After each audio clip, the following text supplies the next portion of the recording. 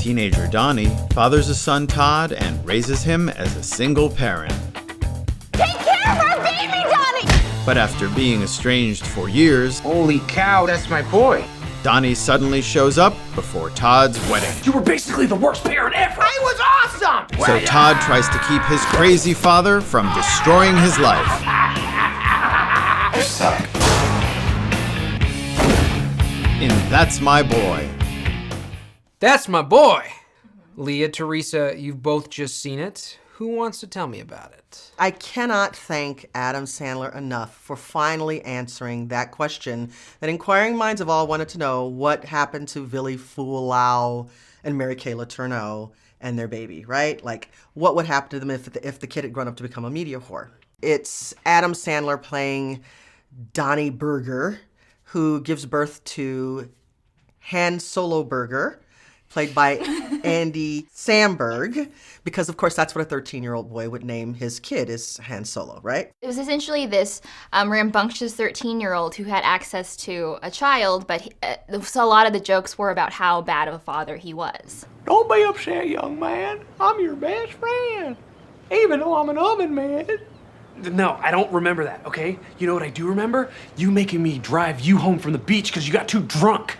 It makes sense to me. When somebody's hammered, they have another guy drive home. I was 8. And in part of all of this, in terms of setting up why 20 or so years later Donny Burger is such a burnout, is that by birthing or being the father of this kid, he got to be like an earlier version of a reality show star. He was on all the magazine covers, so he became this kind of pop cultural sensation.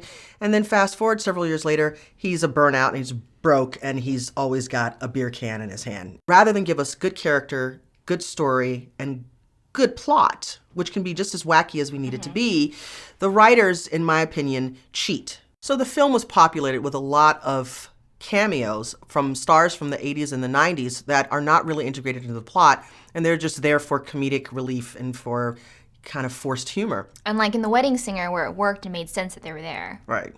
They cheat by dropping in popular music, which is supposed to kind of, pull at our heartstrings and tell us how we're supposed to think and feel at a given moment, instead of doing the due diligence and being really good writers. And this movie really relied on a lot of lowbrow humor. For instance, there was a stripper who was a little bigger, and you always just saw her cans sticking out, essentially, with the tassels on it. There were fart jokes. There were Asian jokes. There were African-American jokes. There were dick jokes. Everyone got skewered in this movie, so at least he's an equal opportunity offender. But the problem with it is that the plot was just so far-fetched, and his movies worked a lot better, like The Wedding Singer, for instance. Even though the world was a little zany, the story still made sense. This movie had twists that when you just watched it, you're just like, come on, you're doing it just to be outrageous. So, you don't want me? No. Yeah. I don't know what I'm supposed to say right now. Is that gum in your mouth, Donny?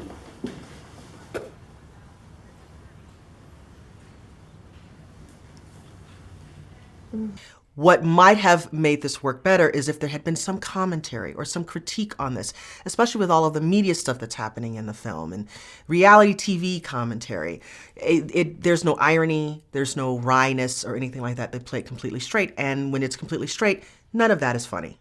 But how about Adam Sandler as a comic personality? I mean, does he still deliver the goods in terms of what people want from him? He sold himself short, because I think that he has great range as a comedic performer.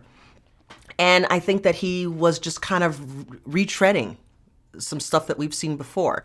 It was nice to see him work with Andy Samberg, who humiliated himself in this movie. He really went to places that a lot of actors wouldn't go, which was admirable. But they actually had him play, for the most part, the straight person in this movie, and I thought that was wasted.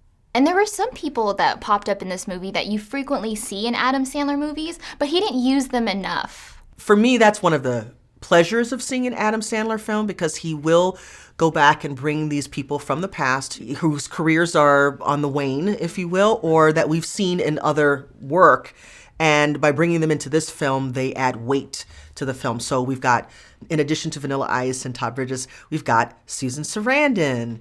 And we've got, yeah, exactly. We've got Susan Sarandon and James Caan, who is playing basically the Bob Barker character from Happy Gilmore. Right. You know, so we see these people and we go, oh, wow, look, there's so-and-so.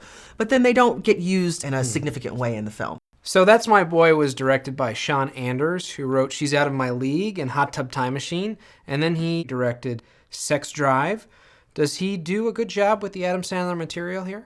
It's clear he knows how to point and shoot, and so there was nothing fancy going on here, and things look good and they sound good. And he gets a lot of laughs, and you can tell that this movie has a lot of improvisation in it, so it's not really that reliant on the writer or on a script.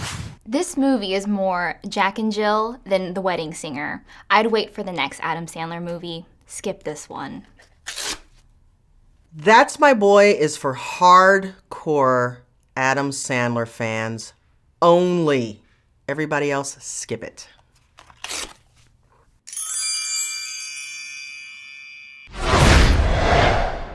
I like turkey on Thanksgiving.